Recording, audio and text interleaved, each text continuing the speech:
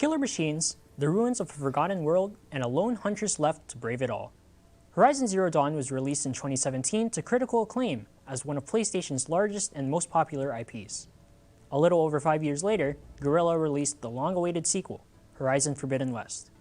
But how does Forbidden West compare to its predecessor? Just like in Zero Dawn before it, in Forbidden West, story is the centerpiece. The game picks up 6 months after the events of Zero Dawn, following protagonist Aloy's quest to save a dying biosphere.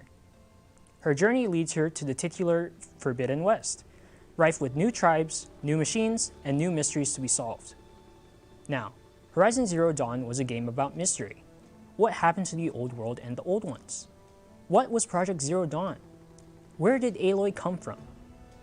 However, the majority of these mysteries are solved by the time that Forbidden West starts. That's not to say that there aren't mysteries in the Forbidden West, it's just that it's no longer the focus of the narrative. Instead, Forbidden West focuses on Aloy dealing with the more immediate threat, alongside companions new and old. This lessened dependence on the mystery of the old world allows the present narrative much more room to breathe, something I felt that the first game struggled with. Overall, I felt much more interested in the tribes and people of Forbidden West than I did when playing Zero Dawn.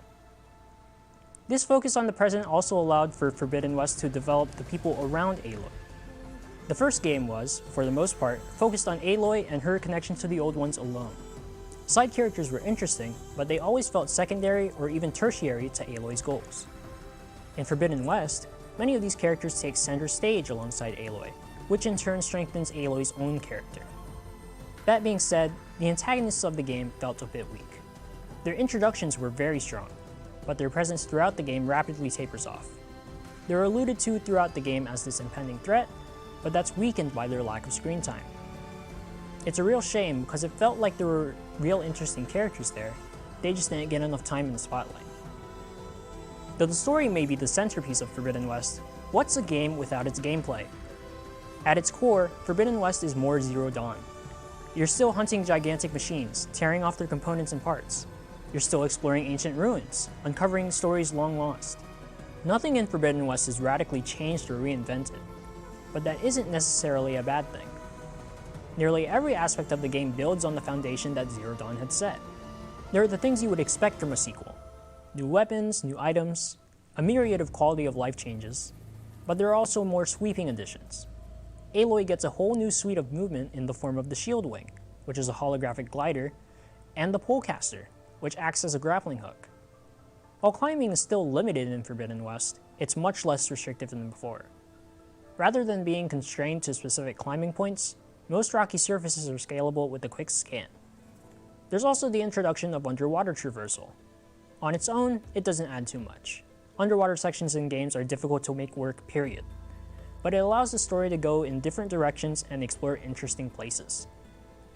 There are also, of course, the machines. Some old fan favorites have returned, like the massive Thunderjaw, but there are also new additions, like the turtle-like Shell Snapper. The machines have always been a main draw for Horizon, and all the new designs are just insanely cool. The leveling system has also been expanded on, with each skill tree pertaining to a different playstyle. In my playthrough, I focused on mid-range and stealth combat with the Hunter and Infiltrator trees respectively, though another player might favor close quarters combat with the Warrior tree. The game had several avenues supporting different playstyles with both the skill trees and new weapons, which is always a plus in an expansive open world game like this. Speaking of the open world, Forbidden West was a wonder to explore. The game is visually stunning, even on a base PS4, which is what I played on. It's filled with some really cool set pieces to complement that fact, such as the ruins of Las Vegas and San Francisco. There are also the tribes of the Tenakth and the Utaru that inhabit the Forbidden West. The Tenakth are a tribe of warriors whose culture can be traced back to an old world memorial museum and the dilapidated holographic displays within. The Utaru are a tribe of farmers that worship the land gods, a set of roaming machines that allow their fields to flourish. One of my favorite parts of the game was just exploring the cultures of these two tribes and how they were shaped by ancient past and present alike. The world just feels so alive and lived in, whether it be through the living inhabitants of the land or the places and data points left behind by the old ones.